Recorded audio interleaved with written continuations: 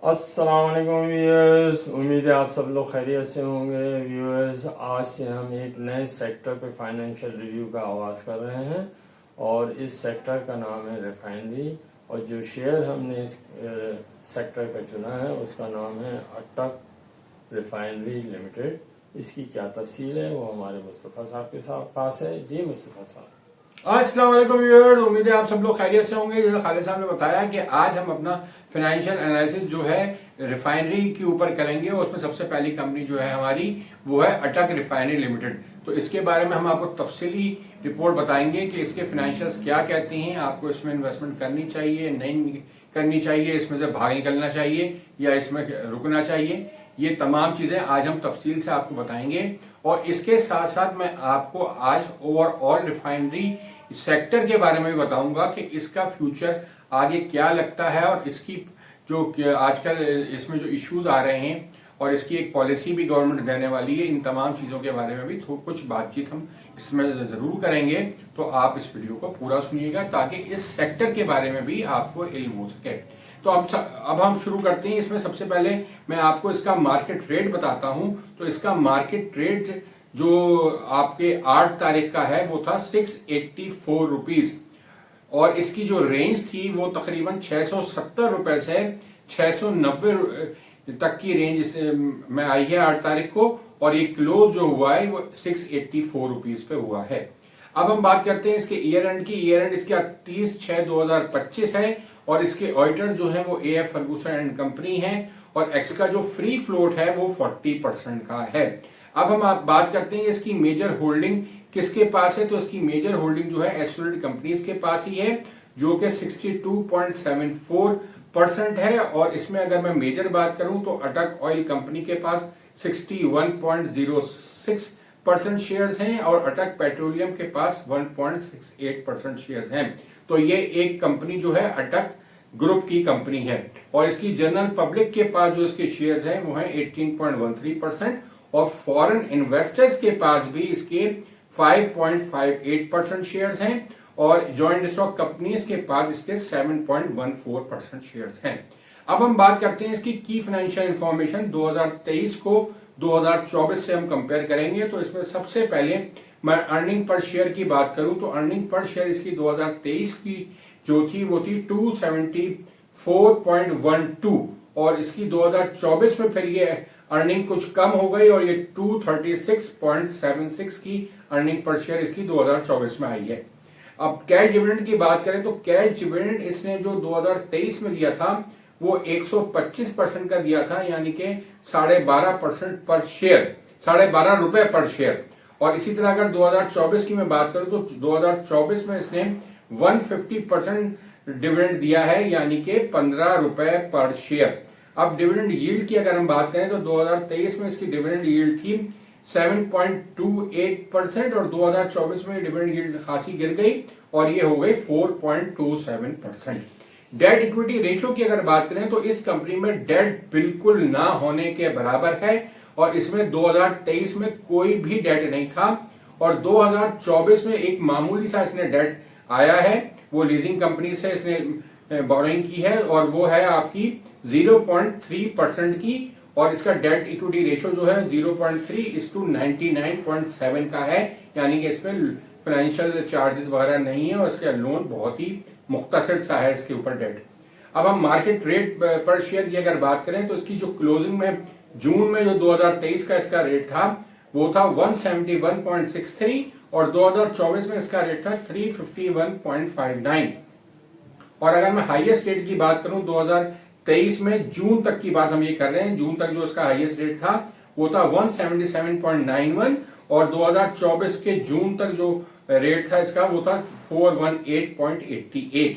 अब lowest rate की बात करें तो वो भी इसका अगर मैं 2023 का आपको बताऊं तो 123 रुपए 40 पैसे था और 2024 में इसका जो लोएस्ट रेट था वो था 184.50।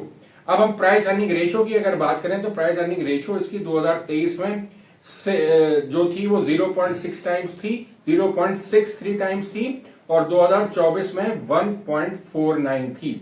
ग्रॉस प्रॉफिट रेशियो की अगर हम बात करते हैं तो 2023 में इसका 12.20% था, ग्रॉस प्रॉफिट रेशो, और इसका 2024 में 7.52% ग्रॉस प्रॉफिट रेशो हो गया। इसका मतलब है कि इसने खासा ग्रॉस प्रॉफिट रेशो इसका गिरा है।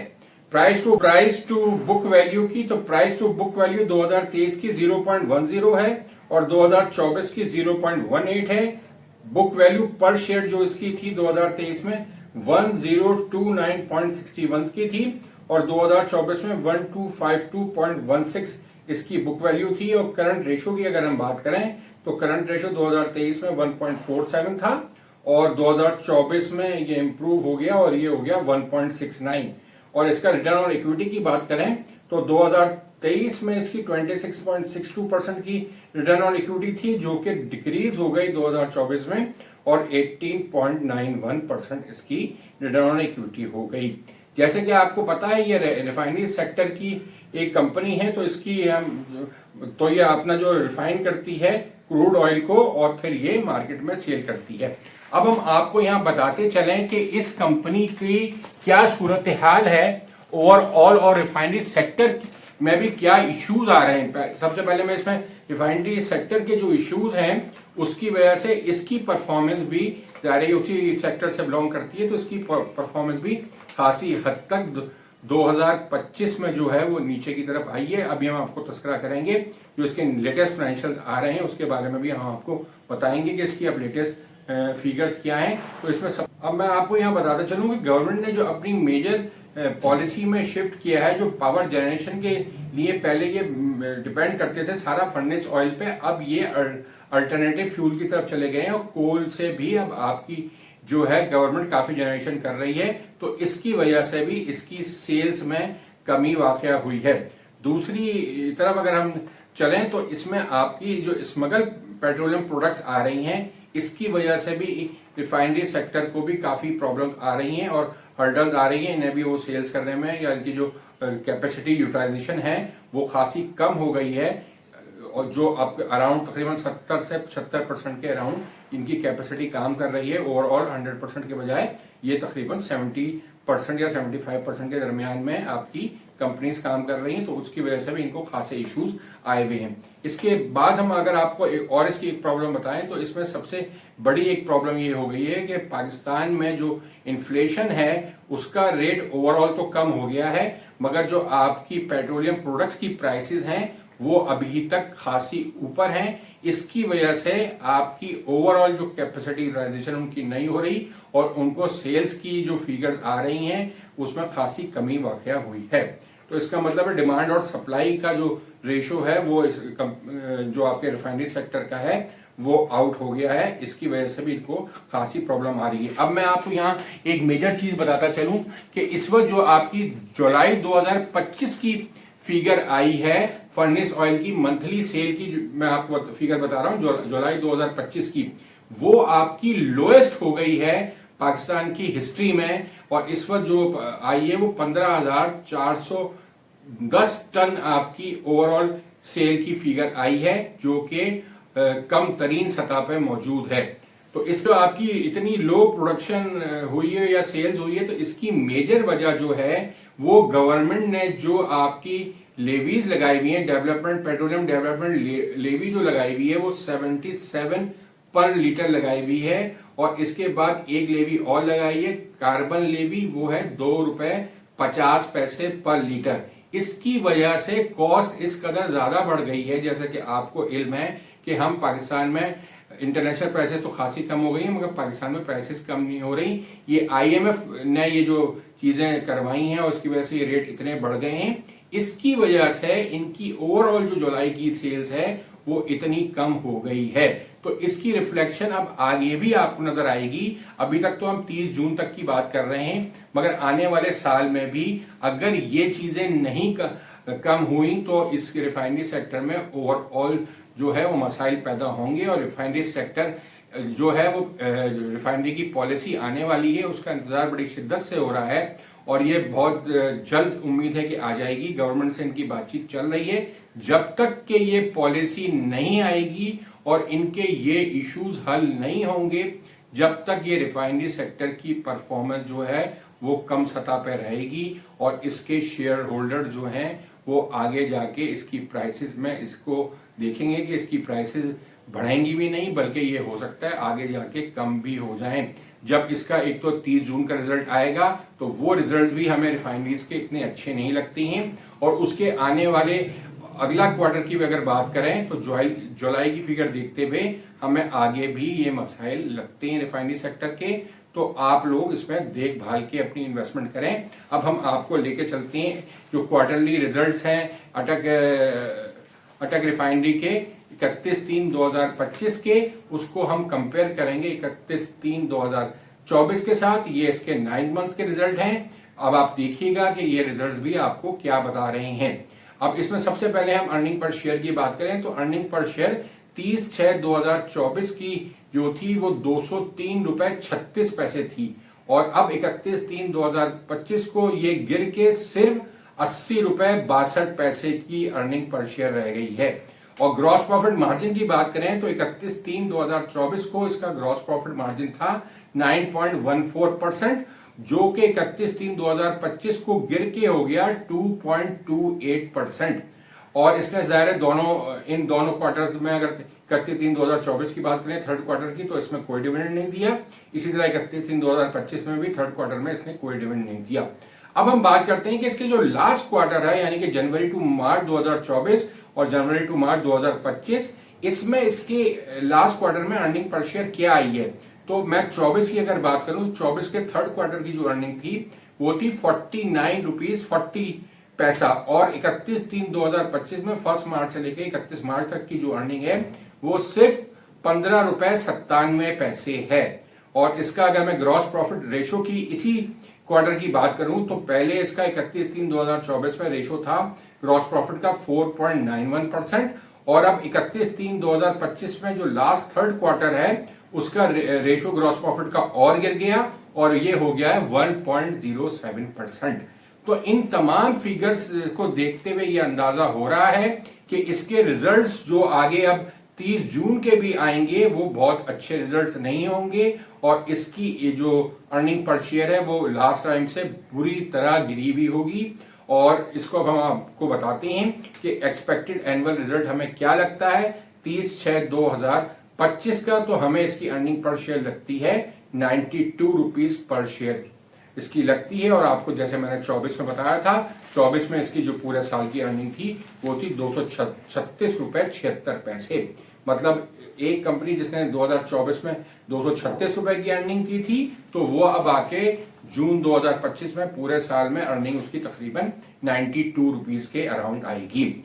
इसकी डिविडेंड जो हमें समझ में आता है कि डिविडेंड तो ये हमेशा इसने दिया है और इस पूरे साल में भी वो अच्छा ही डिविडेंड देगी, इसलिए कि इसमें कैश फ्लो का इसको कोई प्रॉब्लम नहीं है। कैश इसके पास अभी कैश मौजूद है, तो मुझे उम्मीद है कि ये टोटल डिविडेंड जो इसका पूरे साल का आएगा वो 150% का ही आएगा, यानी कि 15 रुपए पर शेयर आएगा, जिसमें से ये ऑलरेडी पे आपको कर चुकी है 50% ऑलरेडी पे कर चुकी है, यानी कि 5 रुपए पर शेयर ये ऑलरेडी आपको डिविडेंड दे चुकी है। तो अब जो आएगा तो वो आपको 100% का यानी कि 10 रुपए पर शेयर का डिविडेंड मजीद इसमें आ सकता है। तो टोटल डिविडेंड आपका 150% यानी कि 15 रुपए पर शेयर हो जाएगा। अब हम बात करते हैं कि इसकी मार्केट वैल्यू क्या लगती है हमें at the time of announcement. अब इसके लिए हमने इसके जो पिछले पीई रेशियोज को देखा, तो हमने इसके लास्ट 3 साल के पीई रेशियोज की वर्किंग की है। तो उसके हिसाब से जो इसकी पीई रेशियो एवरेज बनता है वो बनता है 1.33 का, इसलिए कि इसकी जो लास्ट 3 साल में पीई रेशियो थी तो एक साल में 1.49 थी, एक साल में इसकी 0.63 थी और एक साल में इसकी 1.89 थी। तो टोटल 4.01 थी और डिवाइड बाय 3 करते हैं तो इसकी जो पी रेशियो निकलती है वो 1.33 निकलती है, जो कि खासी कम है। अगर हम 92 रुपीज अर्निंग पर शेयर से इसको मल्टीप्लाई करें तो इसका रेट सिर्फ 123 रुपए बनता है अपनी हिस्टोरिकल पी जो उसकी 3 साल की है उसकी बेसिस पर। अब हम बात करते हैं दूसरी बेसिस की, जैसे कि आपको इल्म है कि इस वक्त average P ratio of the stock market जो है वो तकरीबन 7.5 रुपए का चल रहा है। तो अगर उससे हम 92 को मल्टीप्लाई करते हैं तो इसकी रेट निकल के आता है 690 रुपए। ये वो रेट है जो अभी इसका रेट तकरीबन चल रहा है। अगर आप ये बिल्कुल अभी उसी रेट पे चल रही है जिस रेट पे average PE ratio stock exchange का है, सेम रेट इसका भी आ रहा है। अब हम बात करते हैं इन्वेस्टमेंट गुरु की प्रिडिक्शन की। जैसे कि आपको इल्म है कि इस की जो फाइनेंशियल अनाउंसमेंट आने वाली है एनुअल की, उसकी डेट है 11/8/2025, यानी कि पीर के दिन इसकी एनुअल अनाउंसमेंट आ जाएगी। और अगर इसकी एनुअल अनाउंसमेंट जिस तरह हमने प्रिडिक्ट की है 92 रुपीज पर शेयर आई, तो इसका एकदम जो रेट है वो गिर सकता है। और शुरू में जो इसकी मीटिंग, जैसे कि आपको इल्म है 11 बजे के करीब है, तो उम्मीद ये है कि 2-2:30 बजे तक इसका रिजल्ट्स आ जाएंगे।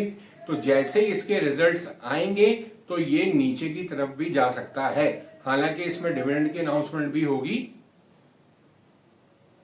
तो डिविडेंड की अनाउंसमेंट के बावजूद भी हो सकता है ये सुबह आपको 700 रुपए के रेट भी दिखा जाए, थोड़ी इसमें तेजी आ जाए और उसके बाद इसका रेट गिर भी सकता है। तो हमें जो रेंज लगती है कि ये आपका 660 रुपए इसका नीचे की तरफ भी इसका रेट आ सकता है, और 660 से मैक्सिमम ये कल के दिन 700 रुपए भी टच हो सकता है। अगर अनाउंसमेंट के बाद इसमें आपको करेक्शन भी नजर आ सकती है। इसकी वजह से हम आपको कह रहे हैं कि इसका रेट गिर के 660 के करीब भी जा सकता है।